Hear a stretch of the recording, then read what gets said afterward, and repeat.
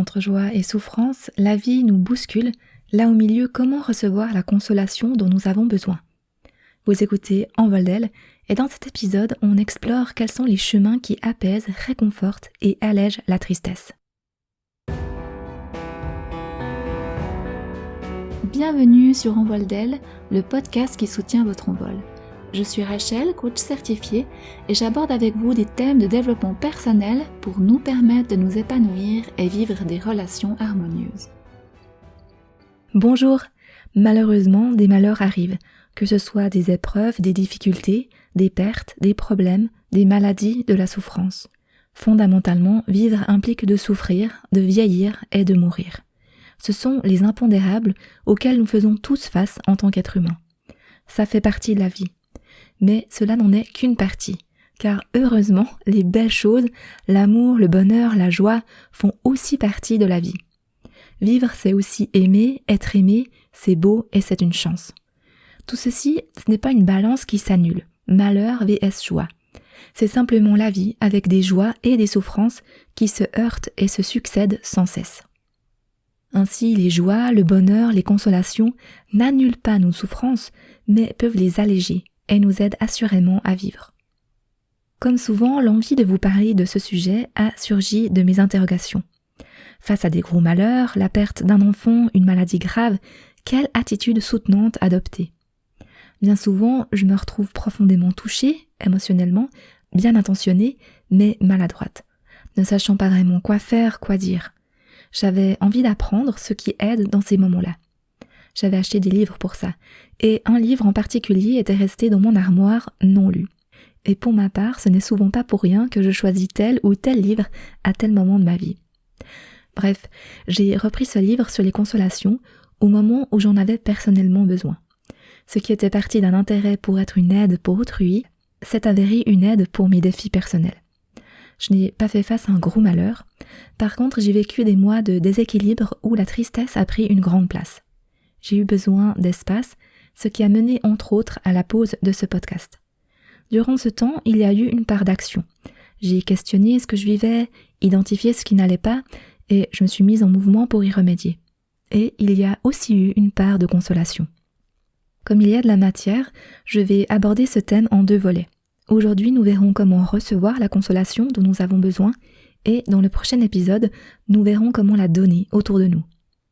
Ce que je vous transmets aujourd'hui provient de mon expérience et aussi du très bon livre Consolation du médecin psychiatre Christophe André, que je vous invite d'ailleurs à lire si vous souhaitez en savoir davantage. Ici, je vais vous partager ce que j'en retiens de plus saillant. La souffrance, l'adversité, le chagrin nous isolent et nous coupent du monde, des autres et de nous-mêmes. Car personne ne peut souffrir, vieillir, mourir à notre place. Ce qui nous console, c'est la remise en lien, c'est la réconciliation avec la vie, les autres et soi. Ce que j'ai constaté, et cela est vrai en tout cas pour moi, c'est que la tristesse n'a pas bonne presse. Très vite, on désire la cacher. Si ça nous arrive de pleurer avec une présence amie, nous allons souvent nous excuser de pleurer. Comme si cela n'avait pas sa place, comme si on ne devait pas la montrer, comme si c'était honteux. On se juge soi-même de pleurer sous le regard de quelqu'un. Je pense que la première étape, c'est déjà de s'autoriser à ressentir et exprimer notre tristesse. Au lieu de la combattre par une positive attitude, de faire comme si elle n'était pas là, ou de la déguiser en colère.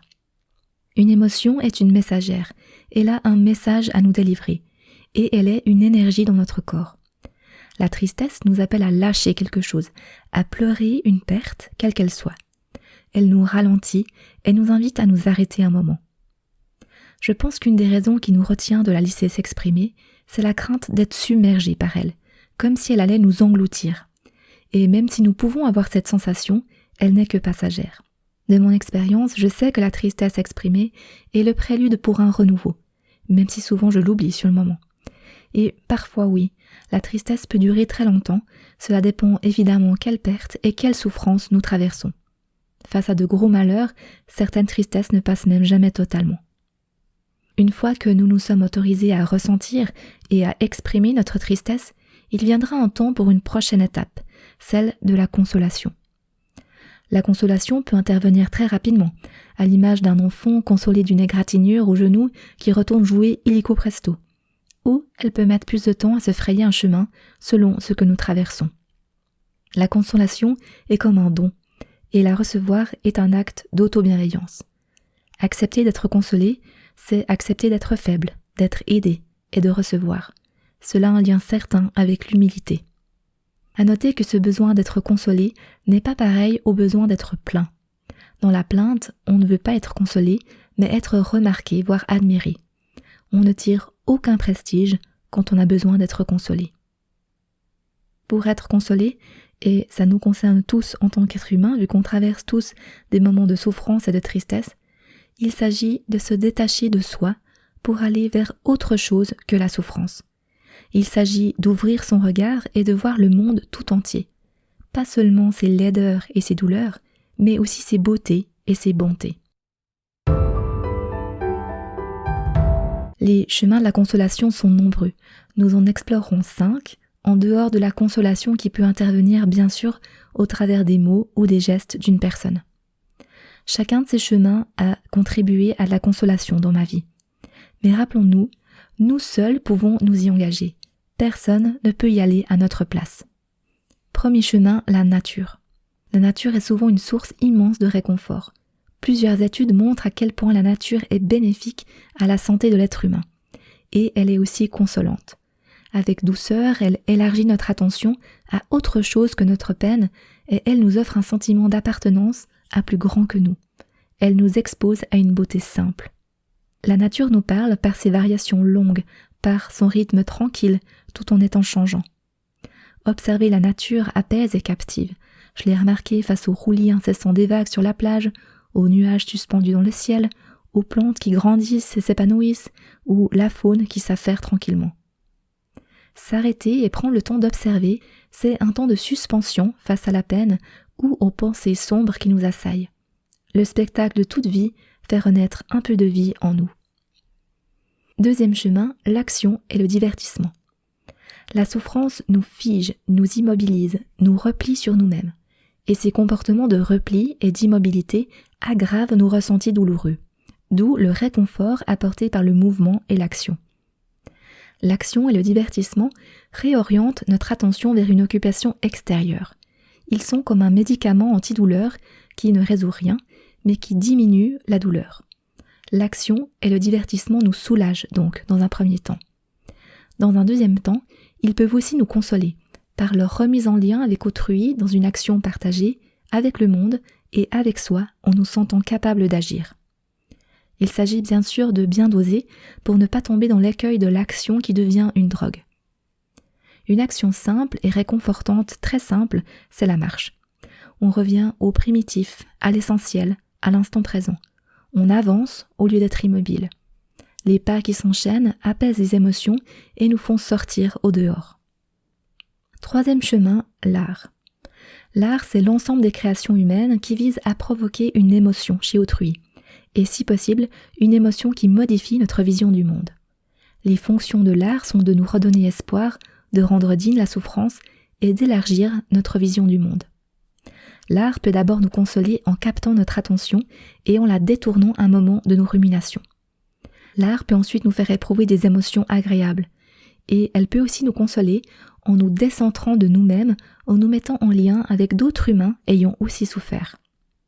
Cet art qui nous rejoint, cela peut être des œuvres artistiques comme des sculptures ou des tableaux, mais aussi des livres, des histoires, des poèmes et la musique, bien sûr.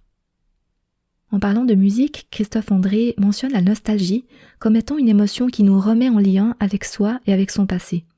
Émotion donc à ne pas éviter, mais qui nous permet de tisser du lien dans notre propre histoire. L'art qui console, c'est aussi celui que nous pratiquons nous-mêmes. La musique, le dessin par exemple, ou l'écriture. Je vous en ai d'ailleurs déjà parlé dans Les bienfaits du journaling et dans les 5 super pouvoirs de l'écriture. L'écriture nous permet de descendre au fond de notre peine avant de remonter et de nous en extraire. Elle met de la clarté, du net, du sens, là où le flou fait beaucoup de dégâts dans notre esprit. Quatrième chemin, la méditation. Méditation au sens d'attention pleine et entière à l'instant qui se vit, ici et maintenant. Attention à notre respiration pendant quelques cycles d'inspiration-expiration. Attention à ce que nous sommes en train de manger ou de boire. Attention à ce que nous sommes en train d'observer ou d'écouter. On se distancie un instant de nos pensées pour être juste là. La méditation nous console car elle nous permet d'aborder notre souffrance. On la nettoie des pensées qui la compliquent et la gangrènent encore plus. C'est comme une gymnastique de l'esprit où on s'entraîne à élargir notre regard sur la vie.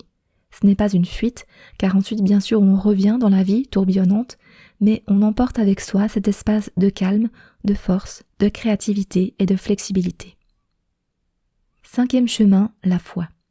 Si vous êtes croyant, cela vous paraîtra évident, la foi nous console, en tout cas celle que je connais avec le Dieu de la Bible. Cette foi que Dieu n'est pas venu supprimer la souffrance, ni l'expliquer, mais la remplir de sa présence, pour paraphraser Paul Claudel. La foi nous console et nous soutient par ce lien avec Dieu, par l'espérance donnée, par le lien et le soutien de la communauté, par les pratiques de la prière, de la méditation et du chant. En résumé, comme nous le dit Christophe André, permettre la tristesse et chercher à l'adoucir par des émotions douces et non amères, c'est le mélange consolateur par excellence. Autorisons-nous à ressentir la tristesse, à l'exprimer et ensuite à laisser de la place à la consolation, et même à la rechercher, que cela soit au travers d'une autre personne, de la nature, de l'action, du divertissement, de l'art, de la méditation, de la foi. La consolation, c'est en fait une des manifestations de l'amour. En acceptant d'être consolé, on accepte d'être aimé. Et donner de la consolation à autrui, les consoler, c'est les aimer. Et c'est ce que nous aborderons dans le prochain épisode. En attendant, si celui-ci vous a plu, la meilleure chose à faire pour m'aider, c'est d'en parler à une connaissance autour de vous. Merci infiniment et surtout, à tout bientôt.